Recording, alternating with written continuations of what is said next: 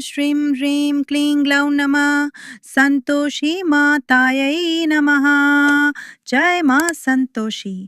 जो भी सच्चे मन से माँ का व्रत करता है उसकी हर मनोकामना पूरी होती है। भक्तों, आज की इस वीडियो में आप सुनेंगे माँ संतोषी की चमत्कारी व्रत कथा और अंत में माँ संतोषी चालीसा, जिसका पाठ करने मात्र से मन को शांति और जीवन को आशा मिलती है। अगर आप भी माँ की कृपा के इच्छुक हैं तो कृपया इस वीडियो को लाइक करें, कमेंट में जय माँ संतोषी लिखें और ज़्यादा से ज़्यादा भक्तों तक शेयर करें। अगर आप नए हैं तो सब्सक्राइब ज़रूर करें ताकि माँ की भक्ति से जुड़ी हर कथा आप तक पहुँचती रहे। अब चलिए भक्ति भाव से सुनते हैं माँ संतोषी की महिमा से भरी व्रत कथा। जय माँ संतोषी। एक बुढ़िया थी, उसके 7 बेटे थे। 6 कमाने वाले थे जबकि एक निक्कमा था। बुढ़िया 6 बेटों की रसोई बनाती, भोजन कराती और उनसे जो कुछ जूठन बचती वह 7वें को दे देती।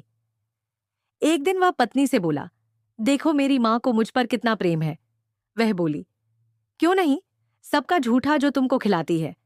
वह बोला, ऐसा नहीं हो सकता है, मैं जब तक आंखों से न देख लूं मान नहीं सकता। बहू हंसकर बोली, देख लोगे तब तो मानोगे। कुछ दिन बाद त्योहार आया। घर में 7 प्रकार के भोजन और चूरमे के लड्डू बने। वह जांचने को सिर दुखने का बहाना कर पतला वस्त्र सिर पर ओढ़े रसोई घर में सो गया।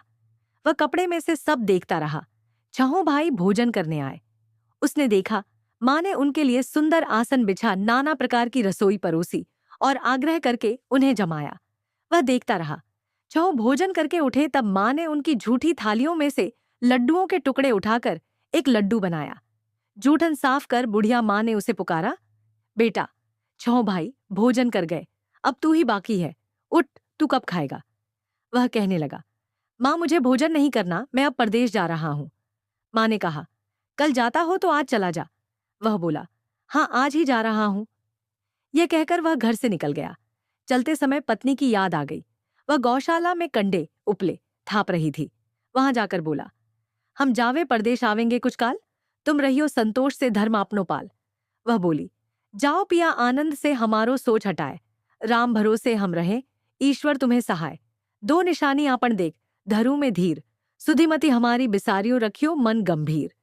वह बोला, मेरे पास तो कुछ नहीं, यह अंगूठी है सो ले, और अपनी कुछ निशानी मुझे दे।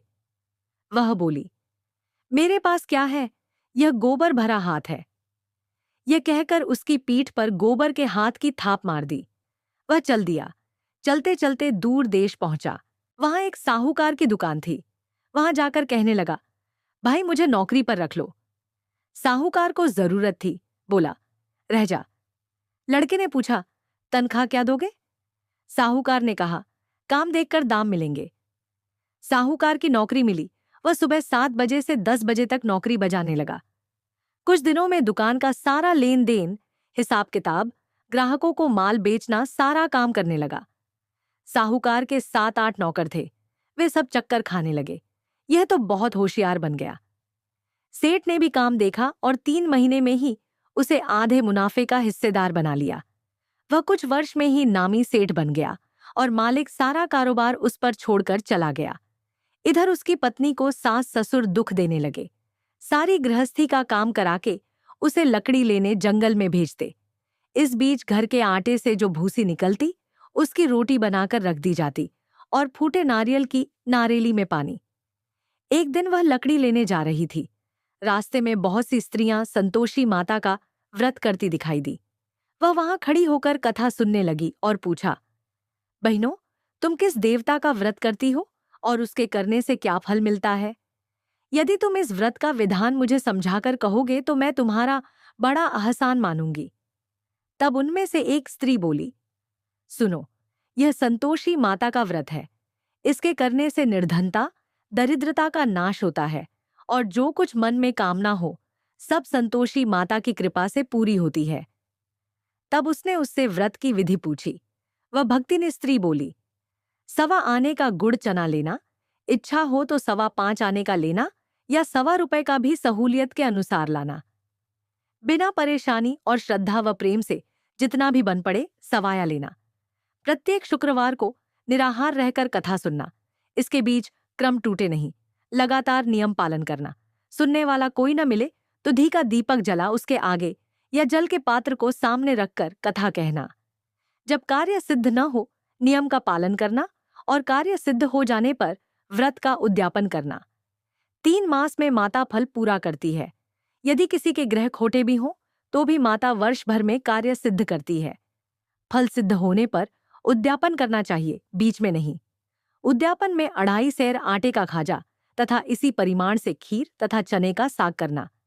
8 लड़कों को भोजन कराना, जहां तक मिले देवर, जेठ, भाई बंधु के हों, न मिले तो रिश्तेदारों और पास पड़ोसियों को बुलाना। उन्हें भोजन करा यथाशक्ति दक्षिणा दे माता का नियम पूरा करना। उस दिन घर में खटाई न खाना। यह सुन बुढ़िया के लड़के की बहू चल दी। रास्ते में लकड़ी के बोझ को बेच दिया और उन पैसों से गुड़ चना ले माता के व्रत की तैयारी कर आगे चली और सामने मंदिर देखकर पूछने लगी, ये मंदिर किसका है? सब कहने लगे संतोषी माता का मंदिर है। यह सुनकर माता के मंदिर में जाकर चरणों में लौटने लगी। दीन हो विनती करने लगी, माँ मैं निपट अज्ञानी हूँ, व्रत के कुछ भी नियम नहीं जानती, मैं दुखी हूँ। हे माता, जगत जननी मेरा दुख दूर कर, मैं तेरी शरण में हूँ। माता को दया आई। एक शुक्रवार बीता कि दूसरे को उसके पति का पत्र आया और तीसरे शुक्रवार को उसका भेजा हुआ पैसा आ पहुंचा। यह देख जेठ जेठानी मुंह सिकोड़ने लगे, लड़के ताने देने लगे। काकी के पास पत्र आने लगे, रुपया आने लगा। अब तो काकी की खातिर बढ़ेगी। बेचारी सरलता से कहती, भैया कागज आवे, रुपया आवे, हम सबके लिए अच्छा है। ऐसा कहकर आंखों में आंसू भरकर संतोषी माता के मंदिर में आ मातेश्वरी के चरणों में गिरकर रोने लगी। माँ मैंने तुमसे पैसा कब मांगा है? मुझे पैसे से क्या काम है? मुझे तो अपने सुहाग से काम है। मैं तो अपने स्वामी के दर्शन मांगती हूँ। तब माता ने प्रसन्न होकर कहा, जा बेटी, तेरा स्वामी आएगा। यह सुनकर खुशी से बावली होकर घर में जा काम करने लगी। अब संतोषी माँ विचार करने लगी, इस भोली पुत्री को मैंने कह तो दिया कि तेरा पति आएगा, लेकिन कैसे? वह तो इसे स्वप्न में भी याद नहीं करता। उसे याद दिलाने को मुझे ही जाना पड़ेगा। इस तरह माताजी उस बुढ़िया के बेटे के पास जा स्वप्न में प्रकट हो कहने लगी, साहूकार के बेटे, सो रहा है या जागता है? वह कहने लगा, माता सोता भी नहीं, जागता भी नहीं हूं, कहो क्या आज्ञा है? माँ कहने लगी, तेरे घर बार कुछ है कि नहीं? वह बोला, मेरे पास सब कुछ है, माँ बाप है, बहू है, क्या कमी है? माँ बोली, भोले पुत्र, तेरी बहू घोर कष्ट उठा रही है। तेरे माँ बाप उसे परेशानी दे रहे हैं। वह तेरे लिए तरस रही है, तू उसकी सुध ले। वह बोला, हाँ माताजी, यह तो मालूम है, परंतु जाऊं तो कैसे? परदेश की बात है, लेन देन का कोई हिसाब नहीं, कोई जाने का रास्ता नहीं आता, कैसे चला जाऊं? माँ कहने लगी, मेरी बात मान, सवेरे नहा धोकर संतोषी माता का नाम ले, घी का दीपक जला दंडवत कर दुकान पर जा बैठ। देखते देखते सारा लेन देन चुक जाएगा, जमा का माल बिक जाएगा, सांझ होते होते धन का भारी ठहर लग जाएगा। अब बात मानकर वह नहा धोकर संतोषी माता को दंडवत घी का दीपक जला दुकान पर जा बैठा। थोड़ी देर में देने वाले रुपया लाने लगे, लेने वाले हिसाब लेने लगे। कोठे में भरे सामान के खरीदार नकद दाम दे सौदा करने लगे। शाम तक धन का भारी ठहर लग गया। मन में माता का नाम ले चमत्कार देख प्रसन्न हो घर ले जाने के वास्ते गहना, कपड़ा सामान खरीदने लगा। यहाँ काम से निपट तुरंत घर को रवाना हुआ। उधर उसकी पत्नी जंगल में लकड़ी लेने जाती है। लौटते वक्त माताजी के मंदिर में विश्राम करती। वह तो उसके प्रतिदिन रुकने का जो स्थान ठहरा, धूल उड़ती देख वह माता से पूछती है, हे माता, यह धूल कैसे उड़ रही है? माता कहती है, हे पुत्री, तेरा पति आ रहा है। अब तू ऐसा कर, लकड़ियों के 3 बोझ बना ले, एक नदी के किनारे रख और दूसरा मेरे मंदिर पर व तीसरा अपने सिर पर। तेरे पति को लकड़ियों का गट्ठर देख मोह पैदा होगा, वह यहाँ रुकेगा, नाश्ता पानी खाकर माँ से मिलने जाएगा। तब तू लकड़ियों का बोझ उठाकर जाना और चौक में गट्ठर डालकर जोर से आवाज लगाना, लो सासू जी, लकड़ियों का गट्ठर लो, भूसी की रोटी दो, नारियल के खेपड़े में पानी दो, आज मेहमान कौन आया है? माताजी से बहुत अच्छा कहकर वह प्रसन्न मन से लकड़ियों के 3 गट्ठर बनाए, एक नदी के किनारे पर और एक माताजी के मंदिर पर रखा। इतने में मुसाफिर आ पहुंचा। सूखी लकड़ी देख उसकी इच्छा उत्पन्न हुई कि हम यहीं पर विश्राम करें और भोजन बनाकर खा पीकर गांव जाए। इसी तरह रुककर भोजन बना, विश्राम करके गांव को गया, सबसे प्रेम से मिला। उसी समय सिर पर लकड़ी का गट्ठर लिए वह उतावली सी आती है, लकड़ियों का भारी बोझ आंगन में डालकर जोर से 3 आवाज देती है, लो सासू जी, लकड़ियों का गट्ठर लो, भूसी की रोटी दो। आज मेहमान कौन आया है? यह सुनकर उसकी सास बाहर आकर अपने दिए हुए कष्टों को भुलाने हेतु कहती है, बहू ऐसा क्यों कहती है? तेरा मालिक ही तो आया है। आ बैठ, मीठा भात खा, भोजन कर, कपड़े गहने पहन। उसकी आवाज सुन उसका पति बाहर आता है, अंगूठी देख व्याकुल हो जाता है। माँ से पूछता है, माँ ये कौन है? माँ बोली, बेटा ये तेरी बहू है। जब से तू गया है तब से सारे गांव में भटकती फिरती है, घर का काम काज कुछ करती नहीं, 4 पहर आकर खा जाती है। वह बोला, ठीक है माँ, मैंने इसे भी देखा और तुम्हें भी। अब दूसरे घर की ताली दो, उसमें रहूंगा। माँ बोली, ठीक है, जैसी तेरी मर्जी। तब वह दूसरे मकान की तीसरी मंजिल का कमरा खोल सारा सामान जमाया। एक दिन में राजा के महल जैसा ठाट बाट बन गया। अब क्या था, बहू सुख भोगने लगी। इतने में शुक्रवार आया। उसने पति से कहा, मुझे संतोषी माता के व्रत का उद्यापन करना है। पति बोला, खुशी से कर लो। वह उद्यापन की तैयारी करने लगी। जेठानी के लड़कों को भोजन के लिए कहने गई। उन्होंने मंजूर किया, परंतु पीछे से जेठानी ने अपने बच्चों को सिखाया, देखो, भोजन के समय खटाई मांगना, जिससे उसका उद्यापन पूरा ना हो।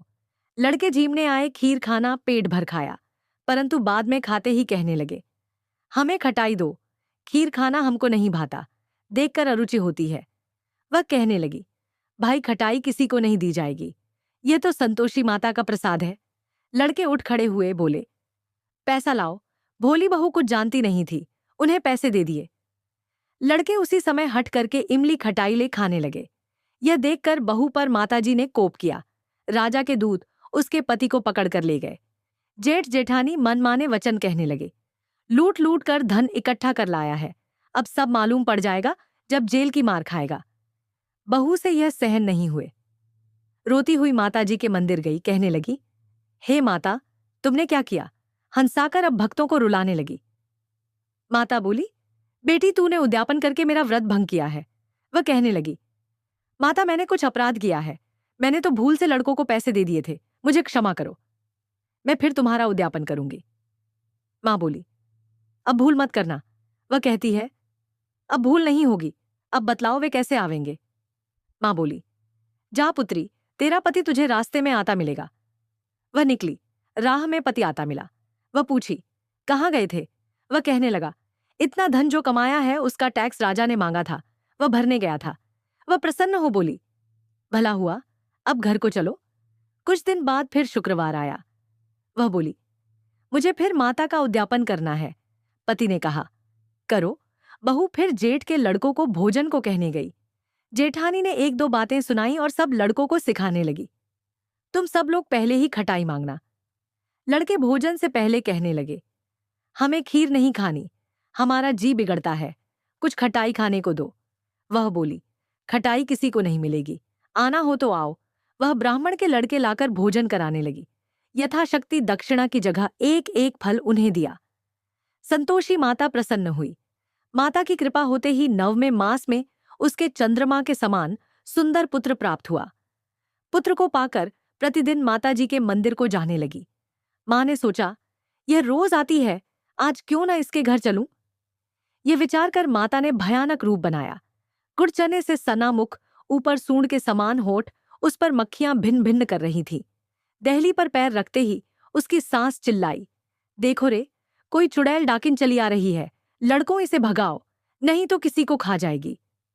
लड़के भगाने लगे, चिल्लाकर खिड़की बंद करने लगे। बहू रोशनदान में से देख रही थी, प्रसन्नता से पगली बन चिल्लाने लगी, आज मेरी माताजी मेरे घर आई है।